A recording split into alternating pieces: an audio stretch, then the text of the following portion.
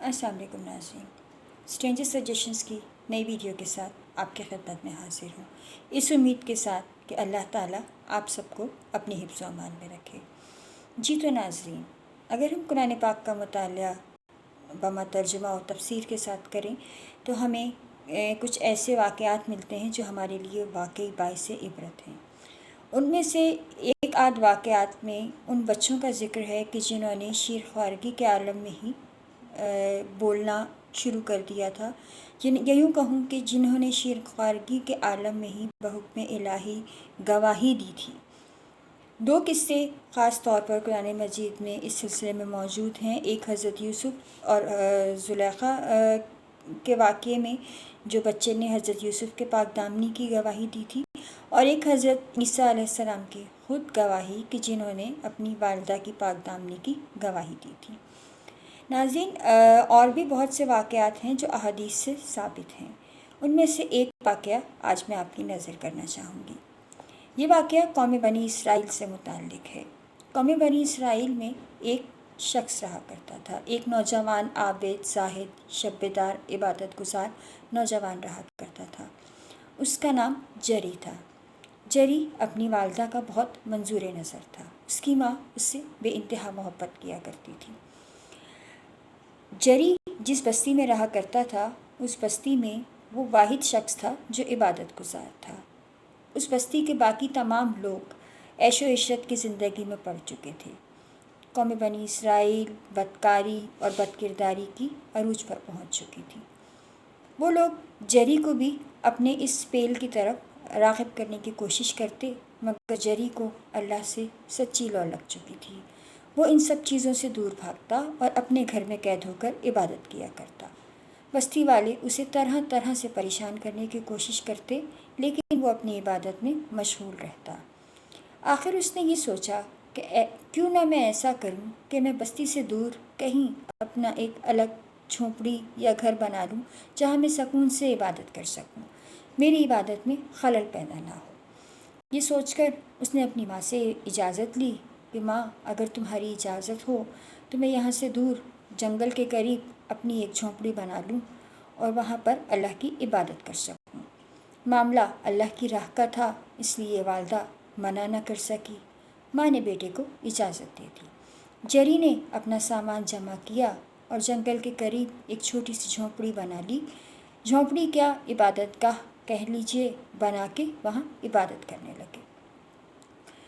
کچھ دنوں بعد ماں کو بیٹے کی بہت شدت سے یاد محسوس ہوئی۔ کافی فاصلہ تھا بستی سے جھونپڑی کا، اس لیے ماں ایک دن پیدل ہی روانہ ہوئی کہ میں جا کر اپنے بیٹے سے ملا۔ ماں پیدل چلتے چلتے تھکی ہاری جب جری کی جھونپڑی پر پہنچی تو دیکھا جری عبادت میں مشغول ہے۔ ماں نے بیٹے کو آواز دی کہ اے جری، میں تم سے ملنے آئی ہوں۔ اب جری عبادت میں مشغول ہے۔ کافی دیر گزر گئی، جری نے کوئی جواب نہ دیا، یا یوں کہوں کہ کوئی رسپانس ہی نہ دیا۔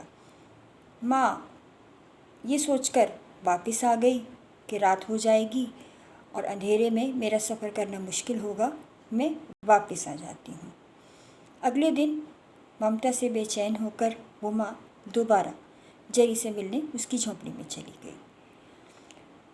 حسب معمول جری اپنی عبادت میں مشغول تھا۔ ماں نے پھر آواز دی کہ جری، میں تم سے ملنے آئی ہوں۔ بے شک جری نے ماں کی آواز سنی اور ہی دل میں اس نے پروردگار سے یہ کہا کہ یا اللہ، میری ماں مجھ سے اتنی دور سے مسافت طے کر کے ملنے آئی ہے، لیکن میں تیری عبادت میں مشغول ہوں، میں تیری عبادت نہیں چھوڑ سکتا، اس لیے میں عبادت کو افضل قرار دیتا ہوں۔ جری نے اپنی عبادت جاری رکھی۔ ماں نے کافی دیر انتظار کیا، پھر واپس چلی گئی۔ تیسرے دن پھر یہی سلسلہ ہوا۔ ماں اس دفعہ وقت سے تھوڑا پہلے گھر سے نکلی کہ شاید اس وقت جری مجھے تھوڑا فرصت میں مل جائے، لیکن جب پہنچی تو جری دوبارہ عبادت کر رہا تھا۔ آج تو ماں کا دل بھر آیا۔ 3 دن کی مسلسل مسافت طے کر کے آنے جانے کے باوجود اس کی اپنے بیٹے سے بات تک نہ ہو پا رہی تھی۔ بیٹے نے اس کی طرف آنکھ اٹھا کر بھی نہ دیکھا تھا۔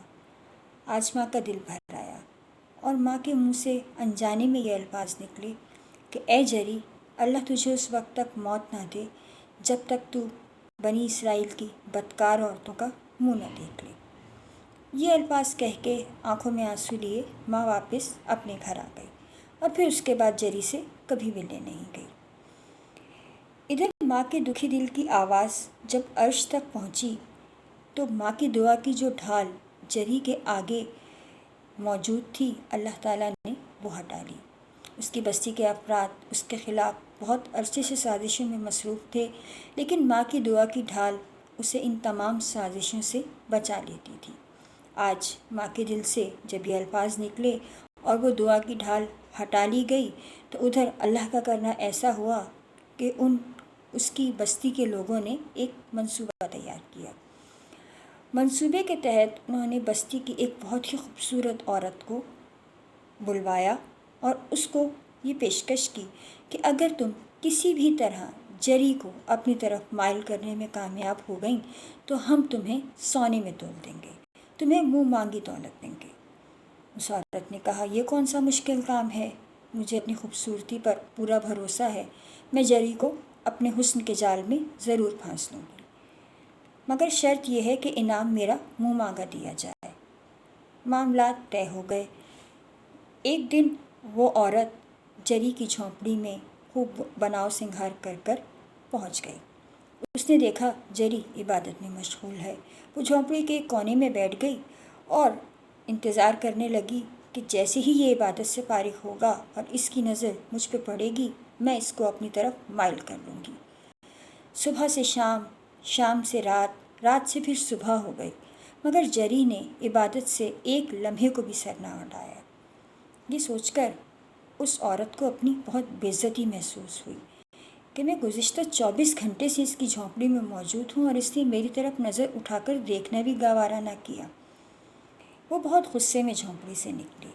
اب اس کے دل میں دو باتیں تھیں، ایک تو یہ کہ میں انعام کس طرح حاصل کروں، اور دوسری یہ کہ جری سے اپنی بے عزتی کا بدلہ کس طرح لوں۔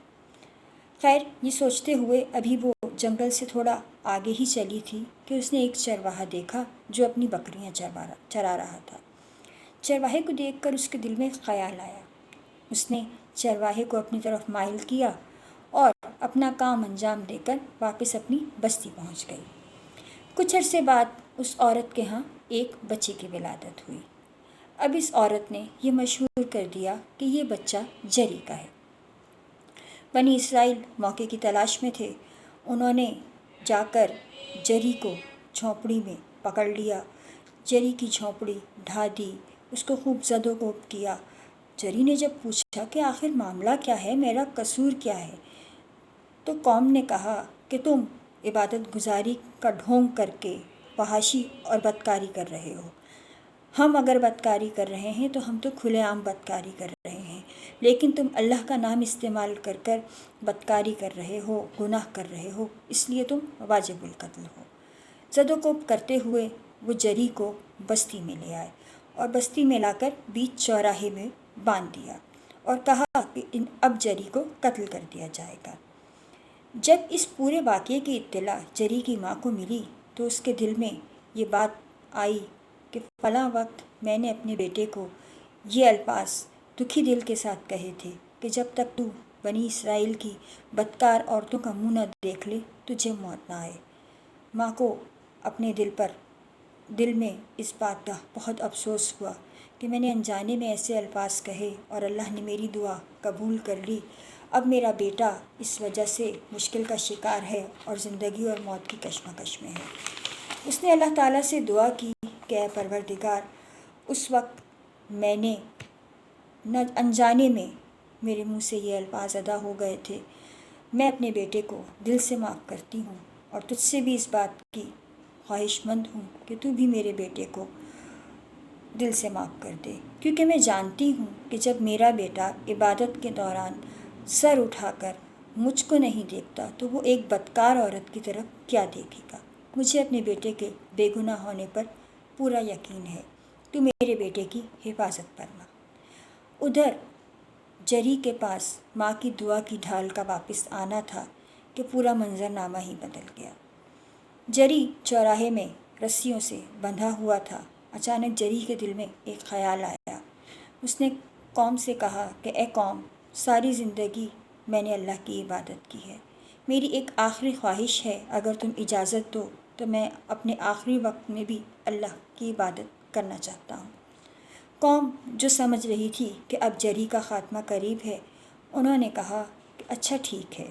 انہوں نے جری کو آزاد کیا۔ جری نے عبادت کی اور عبادت کرنے کے بعد جری نے دعا کے لیے ہاتھ بلند کیے کہ اے پروردگار، تو جانتا ہے میں نے ساری زندگی تیری عبادت کی ہے، تیری بندگی اور تیری عبادت گزاری میں گزاری ہے۔ میں نے کبھی بھی تیری اطاعت سے یا تیری کہی ہوئی باتوں سے انحراف نہیں کیا۔ موت برحق ہے، میں مرنے سے نہیں ڈرتا، مگر اے میرے پروردگار، مجھے اس ذلت کی موت سے بچا لے۔ ابھی جری کی یہ دعا ختم ہی ہوئی تھی کہ وہ بچہ جو وہ بدکار عورت جری سے منسوب کر رہی تھی، اس نے بآواز بلند بولنا شروع کیا کہ جری بے قصور ہے۔ یہ عورت جری سے بدلہ لینے اور انعام و اکرام بٹورنے کے چکر میں مجھے جری سے منسوب کر رہی ہے، حالانکہ میں ایک چرواہے کا بیٹا ہوں۔